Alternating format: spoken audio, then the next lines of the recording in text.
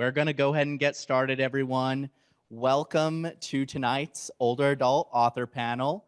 I also want to thank everyone for joining us virtually live here from Colorado.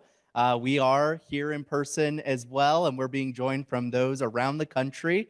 So this is our second hybrid event we've held here at the Senior Planet Center here in Denver. We're very excited to live stream today. Our virtual audience will have limited ways to interact with us on Zoom, but all will have an opportunity to share your feedback, have some questions sent our way, and we will answer those questions toward the end of the program. Please give a warm welcome to our wonderful moderator, Christy Moran.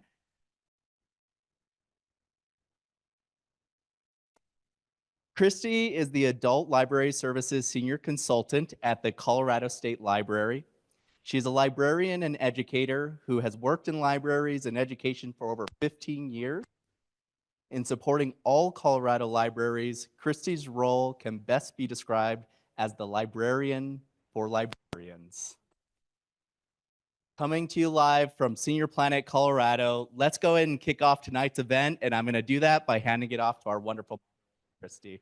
Go for it, Christy. Thank you for such a warm welcome. It's so fancy a title, and I always end it with I'm a librarian for librarians, and everyone's like, I get that.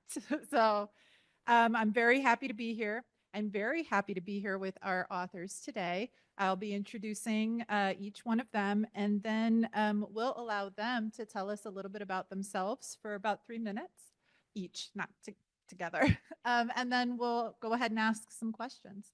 So first, Carol Core. Carol Core is a financial strategist and has been a successful originator in the mortgage industry for nearly 17 years. Carol is also a published author, speaker, and humorist. Core is the author of 50 sanity-saving tips for caregivers, awarded the Caregiver Friendly Award for 2017 by Caregiver Magazine and Caregiver.com. Carol is passionate about care for caregivers, understanding that they are a priceless asset in the foundation of care for the elderly in the U.S. today. Carol is also a contributor to Jane Seymour's book, The Road Ahead, and so proud to be the co-author with her granddaughter, Lily Shepard, for her 2 children's books, New Shoes for Lila and A New Pet for Lila. So let's hear it for Carol. Our next author is Theresa Szczurek. Ms. Szczurek's varied career spans skills as tech expert, C-level executive, entrepreneur, former state CIO, consultant, coach, speaker, and certified corporate director. An awarded leader and speaker, she researched and authored the Amazon bestseller, Pursuit of Passionate Purpose by Wiley, which provides her proven step-by-step success formula. Business and professional women honored her with the Lifetime Achievement Award in 2020. A lifetime member and active leader, she was named Woman of Distinction by Girl Scouts of Colorado. A servant leader, she was Rotarian for the year for her service. So let's welcome Theresa. So I'd love to hear a little bit from each of you guys. So Carol, tell us a little bit about yourself.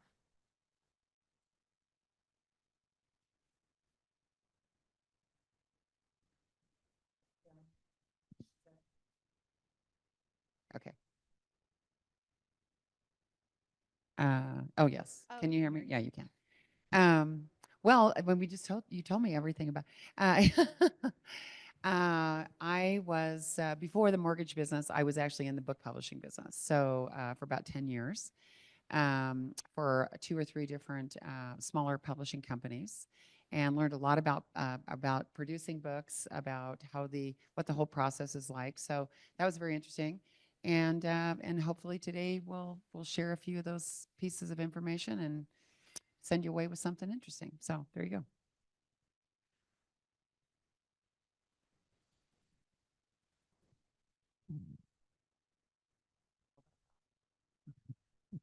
Hello, hello. So I grew up in the suburbs of Chicago in a large middle class, sort of working class family. And I found that education was my passport to the world. And it allowed me to learn and grow and contribute. And through that process of education, I fell in love with books. And, so that's one of the ways I'm connected here. As I moved from engineer with Bell Labs to product line manager with AT&T to 3-time tech entrepreneur, and then the state of Colorado's chief information officer, I learned a lot, and people kept asking me, well, how did you do it? And so after we sold our first tech venture, Radish Systems, I decided to write a book. And at first I was going to write my story, and I thought, well, gosh, there's so much more wisdom out there. So I did a major research study where I interviewed 80 people from all walks of life and discerned a process for finding and pursuing passionate purpose. And so that actually became my book here, Pursuit of Passionate Purpose, Rewards, Strategies for a Rewarding Personal and Business Life. And I wrote the book not only because it was a means to help me discern, my learnings and sort of put down the note that I want to leave in the cookie jar for my children's children on the success formula for life, but because I also wrote it because I love to speak and I wanted to get out on the road. And so that tells you a little bit of the background about Pursuit of Passionate Purpose. But now I write a lot for business, and I write personally in a journal, and I have a blog. We've written a lot of different articles. So writing is everywhere. I love it. You kind of anticipated my first question for the both of you, which was going to be to tell me a little bit, or tell all of us a little bit about your story for getting into writing. So, so Carol, what is your story? How did you start and say, you know what, today's the day. I'm going to write a book, and then I'm just going to keep on doing it. So there was always a lot of writing because I've always worked, and I have a marketing degree, and so there's just a lot of writing, but it was mostly promotional types of things, and so I've done a lot of that over the years.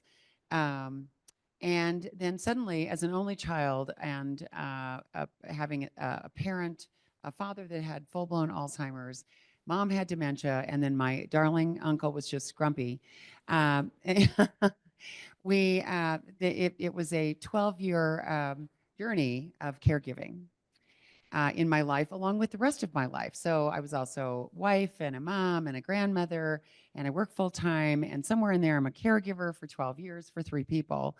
And somewhere in the midst of that, I probably, during one of the lots and lots of sleepless nights, I thought, man, somebody has to tell the other caregivers, this really is not very fun. And so I did. I sat down and started writing a book. I got involved with a writing program. I got involved with a writing coach through a program back east called Quantum Leap. And they were helpful. They knew the direction I wanted to head.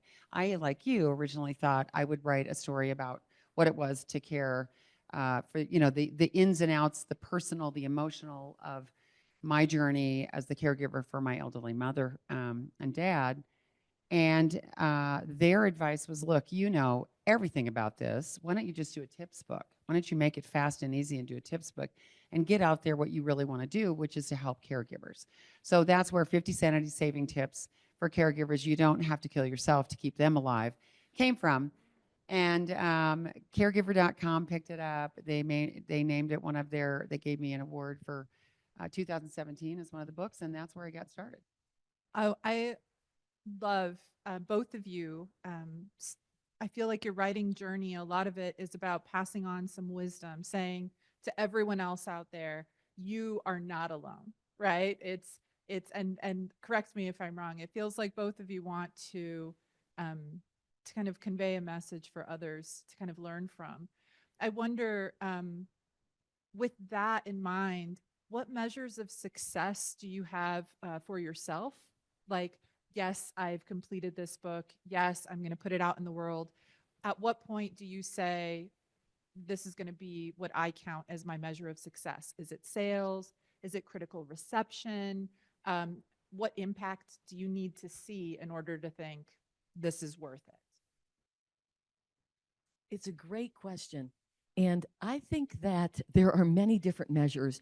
You know, when you first set a goal that you want to communicate and you want to bring something out, your first goal might be just writing something each day, sitting down. It might be 10 minutes, like with a little prompt of, and that in itself is an accomplishment. And then that can grow to maybe writing a certain page in your book. I actually had published my first book, Champions of Technological Change, based on my PhD dissertation research. And this book, Pursuit of Passionate Purpose, like I said, was subsequent research study. And I wanted to be a New York Times #1 bestseller. That was my goal. Who doesn't? Okay? And It's reasonable. It's reasonable, Theresa. exactly. Yeah, totally. And so, you know, when you set your mind to something and you set a goal, you know, and you really, really, really work hard at it, you should move towards it. And I did move towards it. It actually was, first of all, completed.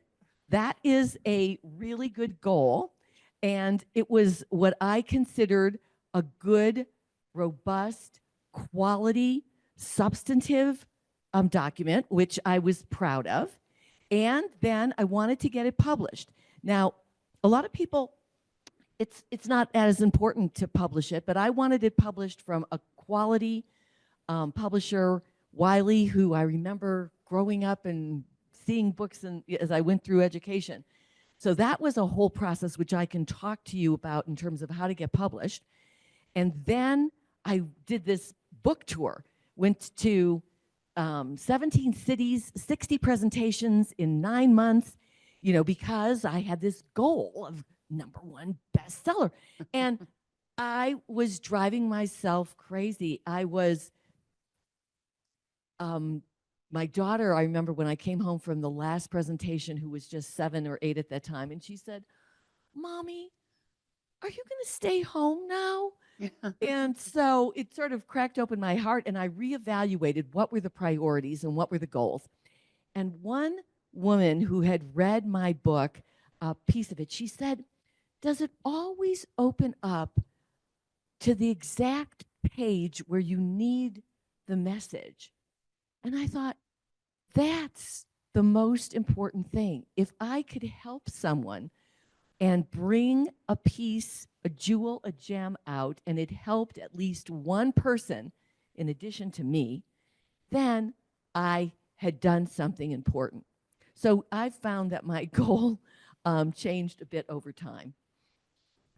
Oh, it sounds like that's a wonderful impact, that just reaching the one person who needs it at that moment. I imagine you're going to have a similar story for measure of success. Well, and yeah, I mean, for me, when I suddenly had that moment, I thought I got to write this down and I got to tell the other caregivers. It was really more about, I was not thinking #1 bestseller, although that would be nice. But I was thinking, you know, there's potentially 78 million, there's 78 million baby boomers and above, and all these caregivers, and it's the kind of thing, it's the kind of job you take on suddenly in your life, added to the rest of your life, that you didn't ever plan on. It just shows up. You know, mom's okay one day, and the next day she fell and broke her hip, or the next day she, you know, you get a call and she can't get home from Target because she can't remember how to get there. So it just happens. You can't prepare for it. So my goal was, if same thing, same as yours, if I could just help somebody, and I had to make it short and sweet. It couldn't be some, you know, it couldn't be chapter after chapter, because they'd never get through it. Why? Because they're exhausted. So I knew what I was feeling. I knew exactly what they were going through. And that's why I made it a quick and easy tips book, because I thought, if you can set that on the bedstand, and those moments before you doze off, if you get a chance to, maybe you get 3 tips under your belt, you're fine, right? At least you got 3 more pieces of information you can use the next day with mom or dad, right? So that was really my goal. My book is I self-published. I self-published it but I also, through the coach that I was with, I didn't do book tours, but I did about 80 radio shows across the country. So I would come on and, we'd have a little talk show host, and we'd answer questions that would come in from callers and so forth. So it kind of accomplished the same thing. I didn't have to leave my living room, which was good because I was caregiving. So, and in all of this when you self-publish and you put your book on Amazon, you can make like 57 cents a book. So I'm telling you, this is Every a deal. penny helps, right? Yeah. It's interesting because there's many different kinds of writing. We've been talking here about books, okay? However, many people, and me included, write for many other purposes. Like, for instance, I have my e-newsletter, which I've been writing monthly for 20 years. And part of that reason is to bring out a useful message that people can use when they are encountering challenges in their personal and business life. However, another goal for me was to really communicate who I am and what value I could bring as a consultant, as a coach, as a speaker, and to stimulate, sort of build a following and stimulate interest in working with me. So one thing is selling books, but actually, I remember one of my professors at the university said to me when I told him I wanted to write this book, he said, "You don't make a lot of money from books." And some people do. There are, the bestsellers who, New York Times bestseller, but most, you don't make a huge amount of money, but there's other gratification, and it may lead to other things. Like, for instance, I was just speaking at a conference yesterday in New Orleans and was talking to the coordinator about my different topics. And he said, "Well, do you have a book about innovation?" And I do. Okay, it's a scholarly book. But I said, "Well, is that for you in booking speakers?" He said, "Yes, I would like to have my speakers have a book because it's easier for me to promote my events." So there's lots of different reasons, lots of different kinds of writing, and lots of different reasons that you might write. And so here I would ask you, how many of you are an author? Okay, about half of you here. Wonderful. How many of you here are a published author? Oh, good. Okay, yeah, about half of you, and you have your own stories and lessons learned, which I'm sure we're going to get into. And so, and everybody has their own reasons for doing it. I'm so glad that you brought up the writing, the craft, the publishing, and that so many of us in the room, and I know online, have experienced this in various levels, various ways. I know as a librarian, as a published writer, as a person who presents at conferences, that there are so many avenues to get into the work, right? When you have something to share, when you have consulting. And as a result, there are so many tools. There are so many platforms. There are so many resources. And it can be incredibly difficult to navigate those. So a librarian, sure, I will tell you what works. I'll narrow down the resources. But the experts in the field, the people who've experienced it themselves, you all have resources. You all have tools that you use. So I guess my first question to you would be, well, what are some of those tools? Whether they be self-publishing tools or tools for recording, tools for writing a newsletter, right? Because it's MailChimp, but it doesn't have to be MailChimp. And then how do you keep abreast of the changes in the tools, the technology? How do you update, upskill to make sure that you're doing it effectively, you're maximizing your impact while not taking all that precious time that you don't have to focus on your work. So I'll take it. I'm sure any of us would love to hear from both of you on this.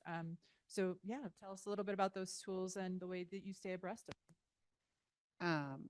So with, as I said, my first book was self-published, and well, all of our books have been self-published. My first book, though, was really focused on caregiving. And that was a large piece of my life, as I said, for 12 years. So the book was a large piece of my life, and promoting the book and doing public speaking about caregiving, care for caregivers. So it gave me a lot of different avenues to sell the book in the back of the room and sell the book online, that type of thing.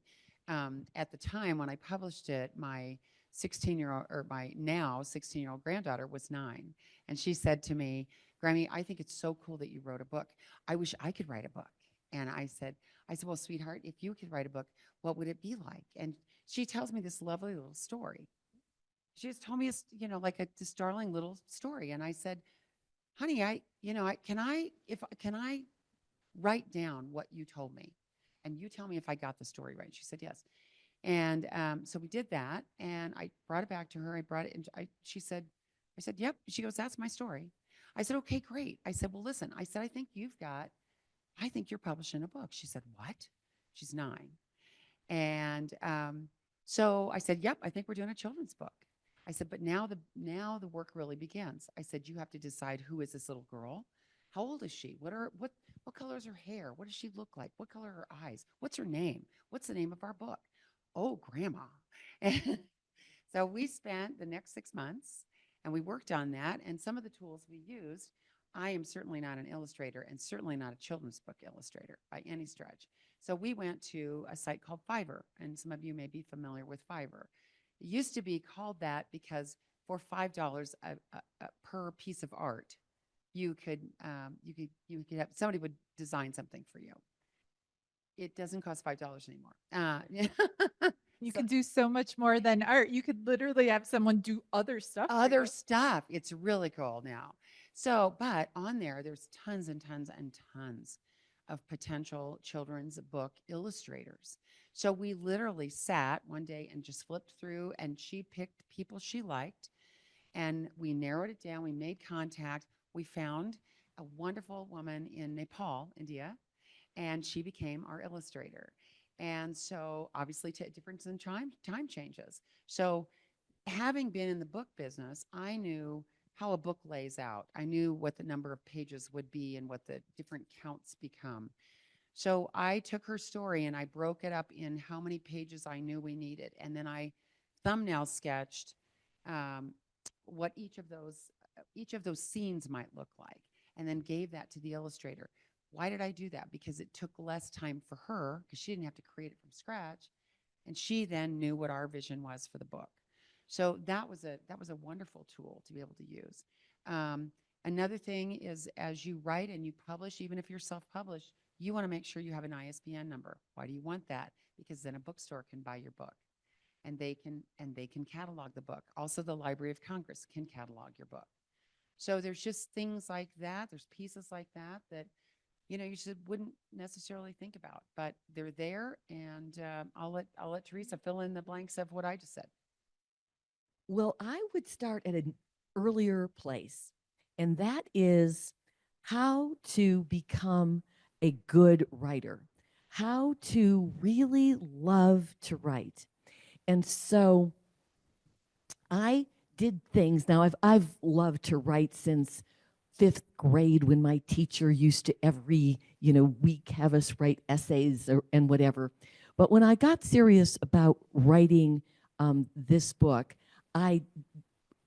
number one, I took a little free course from the university, and that was about getting articles published.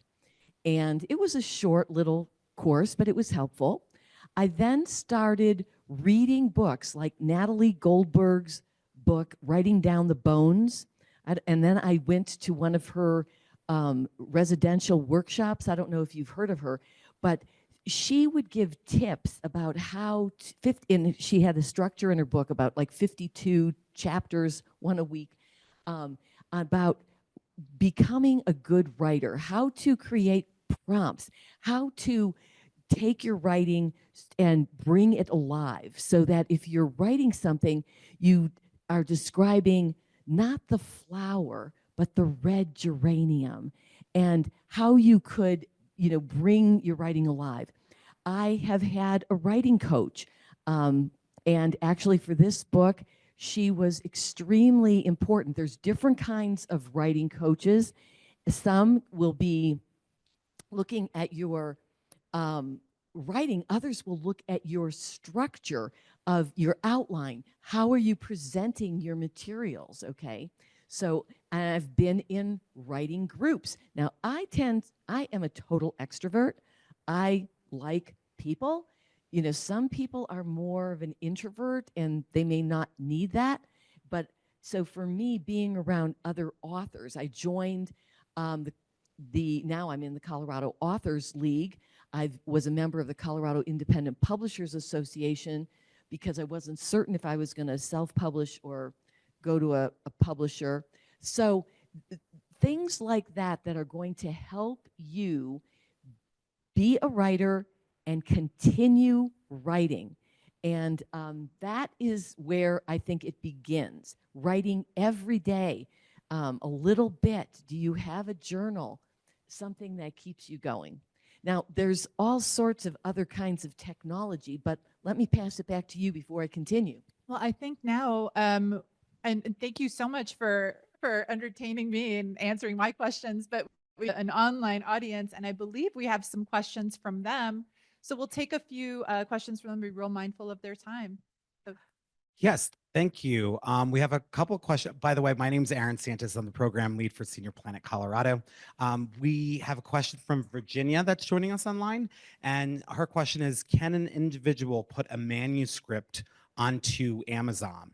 How does that work? I know the answer to that question. You absolutely can do that. Amazon has its self-publishing platform. It's probably much more robust now than it was when I was using it. But KDP, so Kindle Direct Publishing, and that can be used for, and there was years ago, I mean, I was using it like over 10 years ago, there were formats available so that you could make it an ebook, right? But they also had, they bought out a company called CreateSpace so that you could do publishing on demand, as opposed to having to go to a vanity press that will charge you like $10,000 or something just to get your book in print. You could just print it on demand. So if somebody says, I want to buy Theresa's book, they can go ahead and buy Theresa's book, as opposed to that. But Amazon does have quite a robust self-publishing arm. Anybody can publish and you can upload it directly. No, and that's what we've done. So my original caregiver book, it still is on Amazon. And I had done originally, because remember this is 2017, I had published actually printed books, and then they inventoried them for me. And so now when you're making notes, just write to yourself, don't do that. It's really horrible to inventory anything with Amazon because they're massive and your stuff gets lost in the shuffle, especially if you're just a small self-published author. So what I realized is I pulled back all of my inventory from them, used it to do back at the room book sales and speaking and so forth. But then I did, through the KDP program, I did the CreateSpace and Books on Demand. And it's wonderful. It looks just like my printed book because it is a printed book, but they do it when somebody buys the book. So we do that same thing with both of the children's books. Lily, my granddaughter, had the first book. She's had the second book. She's now 16. We're writing her third book. And she said, Grandma, it's a series. I go, yeah, thanks. Figured that out. Thanks. But anyway, so they're all done through KDP. Yeah, and Books on Demand. Yes, we have another question from our online audience from Diane. How can I get started writing children's books? I have a lot of ideas, but want an organized way to go about writing.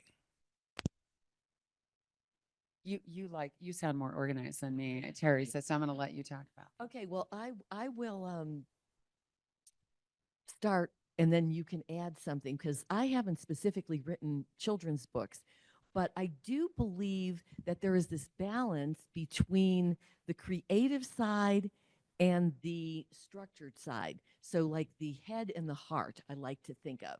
So on one side, you just need to allow your creativity to flow and ask yourself some questions like, what message am I interested in bringing out? And what might be the story behind this? Okay. Then on the structured side, there's the question of how to storyboard this, how to organize the message and the different parts of the story, and go from there. So I have, with my books, which are really geared more towards adults, which are geared more towards, well, not all, they're any kind of adult, but I had to think about the structure, how I was going to organize it, and play around with that a lot in order to make it easy to read and compelling and clear. But you would have something on children's books to add. Well, as I said, it was when we started in children's books, my granddaughter and I mean, literally, she just came to me with a story that I loved. And so I think, it was that simple to put together. It was a really great story that a child could understand and that a child could end up getting a positive moral to the story out of, so that there's a lesson to it. The other thing that we realized is that in order to do a children's book, you have to have a great illustrator, and it's going to have style. Some of them are going to, some illustrators that you're going to choose. Maybe somebody personally that's a really fabulous artist. They could be your illustrator. It just depends on how much you want to put into it from the visual side of things. But you need both of those things to go together. And then Theresa was talking about storyboarding. Really, when I talked about doing little thumbnail sketches of her story, I mean, if you have a chapter book for a child, that's a whole different way to organize, because there's a lot more pages. These are 28-page children's books. So I knew how to break that up. I took the whole story, I broke it up as far as visually, what's the message I'm trying to tell with this bit of copy? And then what's the message we're telling here? And what's the message here? And it literally was storyboarding, really is. But I knew I couldn't be the artist, but I knew if I gave the artist an idea of what does that scene look like, then she could take it from there. And that was pretty simple. Yeah, we have some more questions coming from our online audience, but if anyone here in person has questions, you can flag me down and I can bring you the mic to ask your question. But I'm going to move to another online question, as we have one here. The next question is, I'm sorry if I'm butchering this, Kazmi. My book is a scattered collection about the same people, but I don't know how to bring those bits and pieces together into a book. So again, talking about organization, but a lot of scattered ideas. Well, and I let me jump in go ahead. here. And this often happens where you may have bits and pieces, but it's not organized in a cogent way that communicates a key message. And I believe that you can do some things to help you there. First of all, you can get yourself a coach that can, and I happen to do a bunch of different coaching, but you can have a coach who can work with you. But you can also put together a group of friends who are also interested in writing, who are authors, who you can bring together and use each other as a sort of focus group and get ideas from them, bounce ideas off of each other.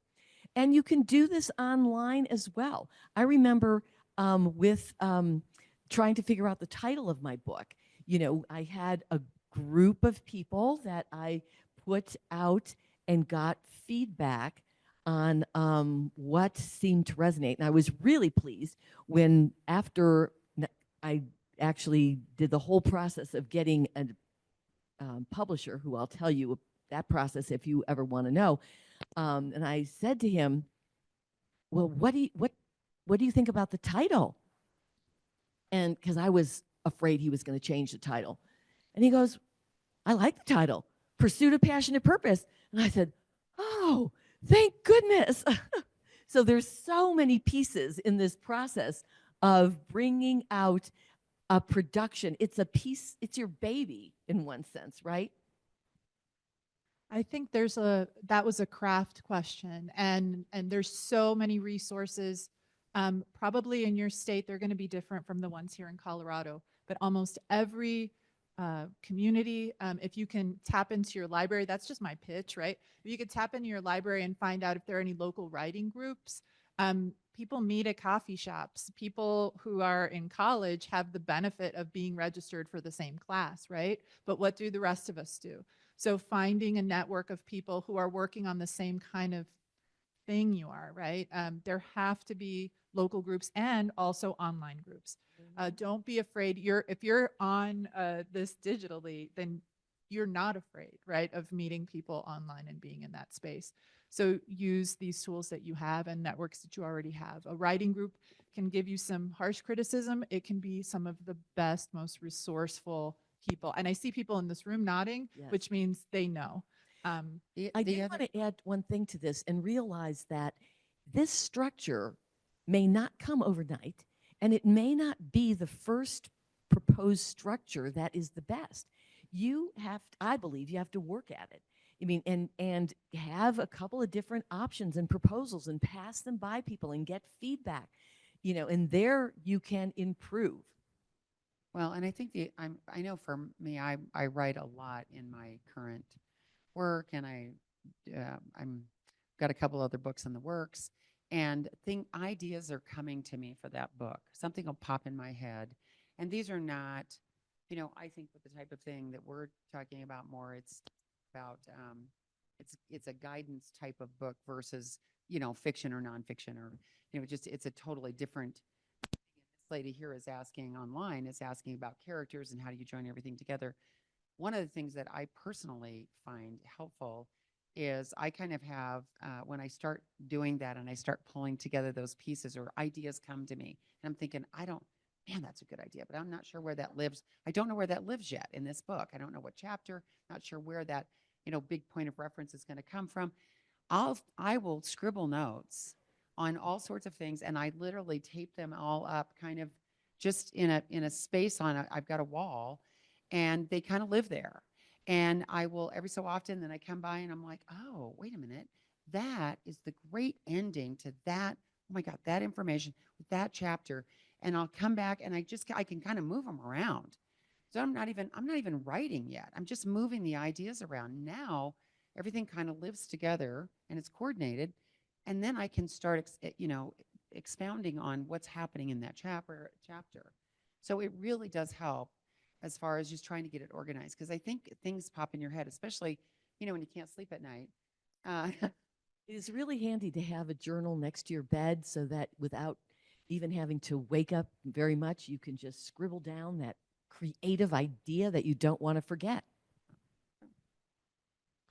Yeah, we have some more questions coming in from our online audience. One of our panelists offered to tell us how to get published. Can you talk more about how you would go about that, and how would one publish a book that their mom wrote before they passed away? So one of our online audience has a mother that their mother passed away, wrote a book before she passed, and would love to help get that published.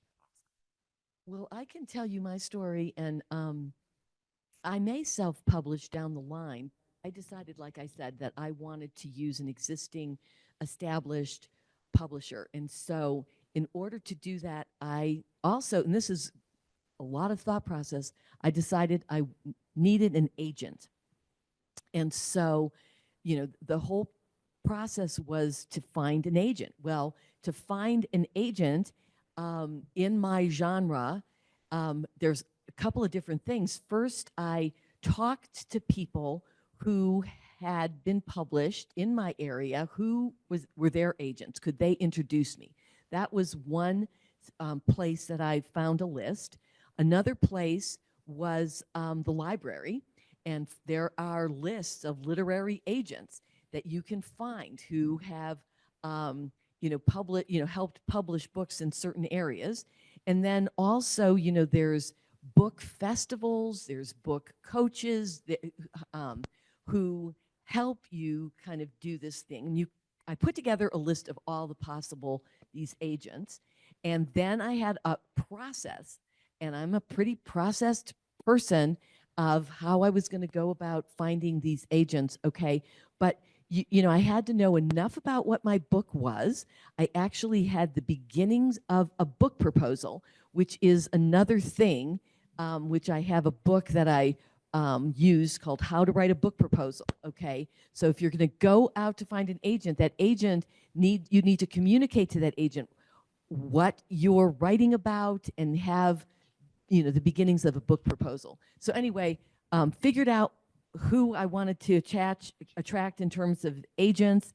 I had the beginnings of a book proposal. I went out to that group and, you know, heard back from a subset of them and asked them in my cover letter, you know, would you like to see the first couple of chapters of my book? Would you like to see my book proposal? And about 7 of them got back to me. 3 of them actually were interested enough that I negotiated with them. And then one of them, John Willig, who was introduced to me by another business author, and I, you know, closed a deal for a contract that he would be my agent. And he then found me, negotiated, and, you know, closed the deal with Wiley.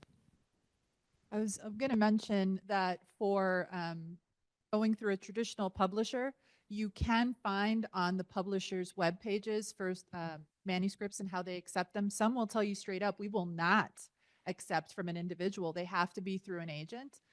So, you know, you'll learn that language, you'll see it. And some of them require a book proposal. Some of them require a manuscript.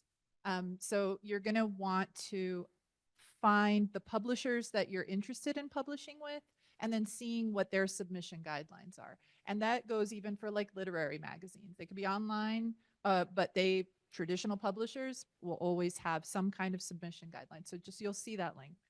There's also a book marketing book that comes out every year. They update it every year, and it has every segment of this industry listed. So you have agents in there. You have, if you want to write publish articles for money, etc. All of the detail is in that. It's a great book. Comes out every year. It's a great reference document. You would go to the library. Don't buy one of those because they change every year. Well, that's true. That is true. That is very true. So you go to the library. And I think now it is actually on, I think you can actually purchase a membership or a subscription online every Your year. library So that, probably has a subscription. but your library, which is what I really meant to say, has, of course I did. You know, I did. You know, is the place to go. I would go to the library. I think we have a question from the in-person audience now. Yeah. Yeah, I'm Debbie, and I have a nature photography business. And one day I was photographing great white egrets for about 2 hours, and I got a series of photos that I've already written out a book to go with it, because a series of photos just fit. Words just came from the photos. But you keep talking about illustrators. Are photos okay in Oh, in a yeah, book sure. like that? Oh, So yeah. so something like that, Debbie, is probably, again, you could still self-publish it, or you could find a publisher that does most likely full color books, full color hardcover copies, photographic books, and then coffee table books, and present that to them. You know, you'd present a few examples of that, or look for who they are in the resources we've talked about. Yeah, because the whole kids book just created him. As I was sitting there taking Oh, the okay, photograph, sure. my brain just put together this whole kids book Well, there you go. because of what the antics that the great white great white egrets were doing. Yeah, that's great. Oh, you sort of had this intuitive download from the universe, which I believe is the other thing you need to do, is get yourself in the right space so that you can open to the creativity and allow it to flow. So that is wonderful. I do want to mention on photographs, one of my coaching clients, she is writing a cookbook based on her family's recipes. And so what they're doing then is cooking all the dishes and taking photographs of those dishes. And so, yeah, you're bringing to life, whatever the subject is. Yeah, absolutely. For self-publishing, that may be a little more difficult Yeah. because you're talking about full color pages, whether you're going to go glossy or not. There is, however, a lot children's books, a lot of non-children's books that are exactly that. You'll find them anywhere. This is wonderful. Mhm. Thank you. And more questions from our audience here? Well, I still have more questions. Of course I do. And we still have about 10 minutes for these questions. I get to one that I didn't ask. So you've mentioned, and we've talked a little bit about writers clubs and like local writers clubs. You're in different industries. We're all in different industries. But are there any particular memberships, professional organizations, networks that you've found yourself going to for advice or even becoming a member of in order to, I don't know, have a writing and a publishing network? I'm sure many of us are in some ways kind of affiliated with something, but anything like that that you've turned to?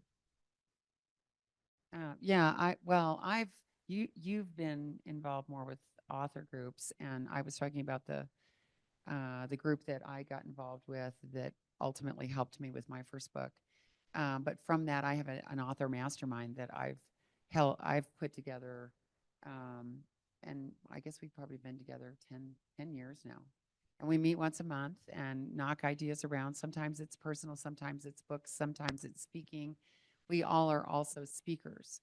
And so one of the other groups that I've really enjoyed and I get tons of great information from is NSA, National Speakers Association. And there's a Colorado chapter, very involved, great speakers, lots of successful full-time speakers, and they all have books. And as Theresa said, that becomes a way that you can, you use the book. In my case, with the caregiver book, that became uh, um, like a calling card, and that's how I got on radio, and that's how I got to do a lot of speaking engagements. So I think it's been really helpful, and they have great speakers every month. Right. I have been a member of the National Speakers Association, especially when I was working to bring out my book and then wanted to get on the speaking circuit about it. And that was helpful to understand how other speakers, are doing it and what kind of process they're using to bring out books. Some of them actually come together and they might each write a chapter in a book, so then the 10 authors would each be able to sell that book. But one of the people I met through the National Speakers Association is Sam Horn, who actually is a consummate writing coach, and she runs the Maui Writers Festival. So those are some things.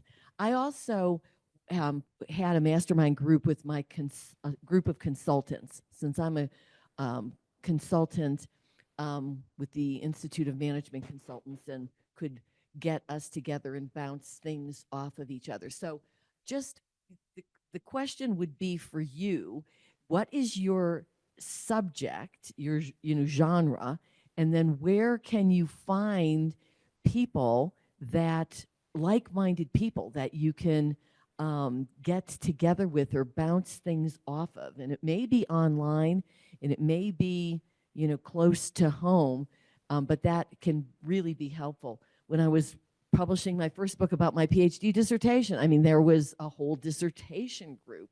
So I'm a people person in that regard.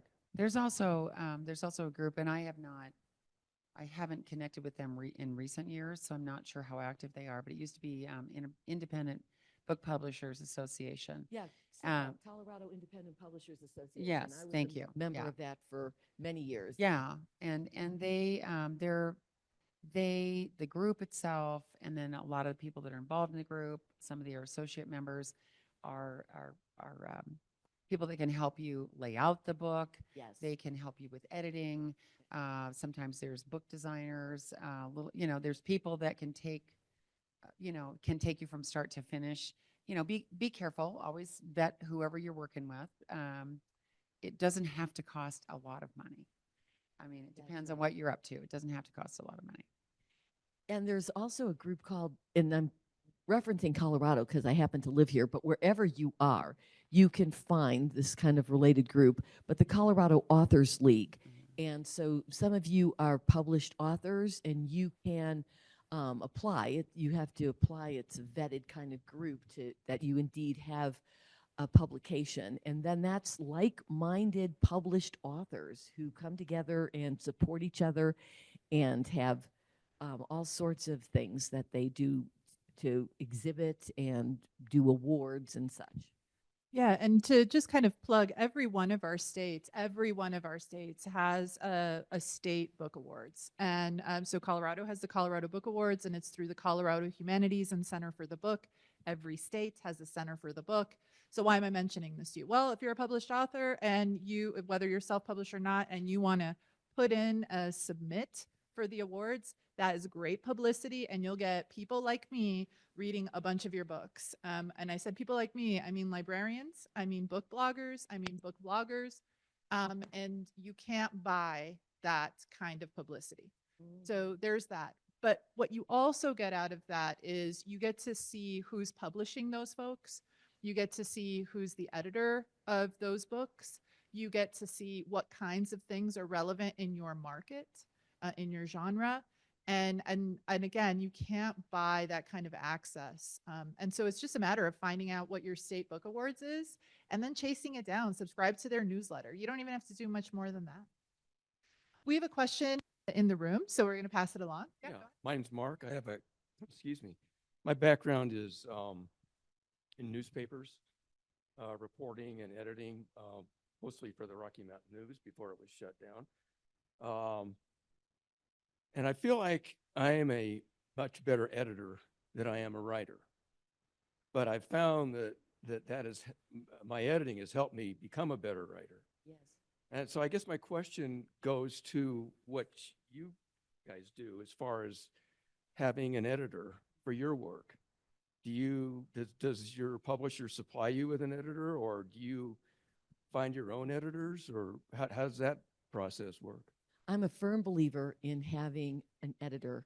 And so, for example, when I was working on Pursuit of Passion and Purpose, I had my sort of overall coach and advisor who also was an editor, but then I had two other editors who were bringing different perspectives, okay? And that was before the book was approved by the publisher, who then had a very good editor.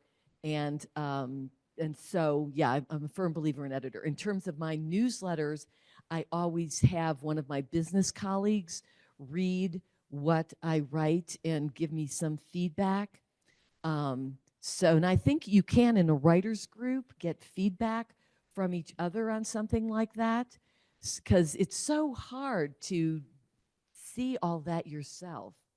And so then this is where the Independent Publishers Association, you got connected to illustrators and editors and such. And so it's a important piece in this.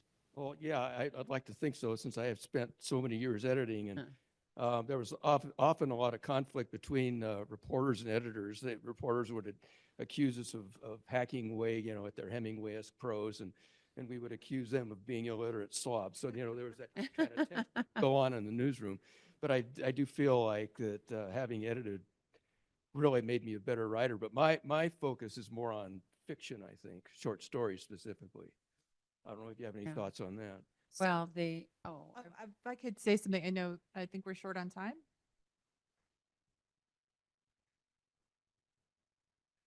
Yeah, please. So I will say, just to kind of tie up this answer and kind of move on to our closing, even in the self-publishing world, I fully agree with you. A content editor and a copy editor are two totally different things. You can absolutely find an independently published book, flip right to that copyright page and see who it is that's editing. And typically those are just people like yourself people like me, people like any one of us here, but you can vet our work by looking at the work that we've done and then hire that person. And that person should be an unbiased looking at your work and going, yes, this fits, this flows, this doesn't. Because unfortunately, our friends are always going to read really kindly for us. And I don't think that that's very useful for many of us. Before we do our closing, I want you guys to perhaps present, because you've talked a little bit about your books, but go ahead and show us what you have here with you today. Yeah. Okay. Thank you. So first of all, my consulting business is technology and management solutions. You can find out more about me at tmsworld.com, and that will connect you to my book and my speaking website, pursuitofpassionatepurpose.com, which is my latest book. And it actually it helps people. See, I think my passionate purpose right now is to help people find and successfully pursue their purpose. And so this presents a 4-stage process as well as 6 success strategies that help along the way to help people fulfill their dreams. And so on my website, you see that not only do I have links to where you can buy my book on Amazon, but I also have other supporting products like a discussion guide, as well as some other video and audio materials that support that. So thank you for asking. Carol? Uh, I have a YouTube channel. It's under my name, Theresa Szczurek. I'm on LinkedIn. Please link with me on LinkedIn, Theresa Szczurek. So obvious, right? Theresa Szczurek, Szzurek. Yep, I'm on Facebook, LinkedIn, Twitter, YouTube, and then I have my websites, and I have Radish Sprouts blog and my newsletter. Sign up for my free newsletter at Has pursuitofpassionatepurpose.com. no time off. Teresa does not sleep. I don't. So Carol. Okay, really quick. This is just a copy of my first book, 50 Sanity Saving Tips for Caregivers. You don't have to kill yourself to keep them alive. This continues because obviously caregiving has continued. My 3 darling loved ones are gone, but I've decided I'm revamping this book this year, revising it and bringing it back out again. So you'll see that later. And then here's just New Shoes for Lila, which was Lily's first book, and my little 9-year-old. And then our second book, New Pets for Lila, that was when she's 13. And this year, a new school for Lila. And she goes, you know, Lila's really me. And I said, yeah. I said, what happens when you go to college? She goes, Grandma, it's a different book. And so there you go. We'll probably write that one too. I used to have a lot of, I have a YouTube channel, and there's still some caregiver stuff on there, but I've been in the mortgage business as my day job for a number of years. And so now I have things on there on my YouTube channel about finance. Finishing up a book now on reverse mortgages and reverse purchase. So that'll be the next self-published book. So there you go. Give us your name again. Oh, Carol Core. Think apples are rotten too, then you're there. Okay, just saying.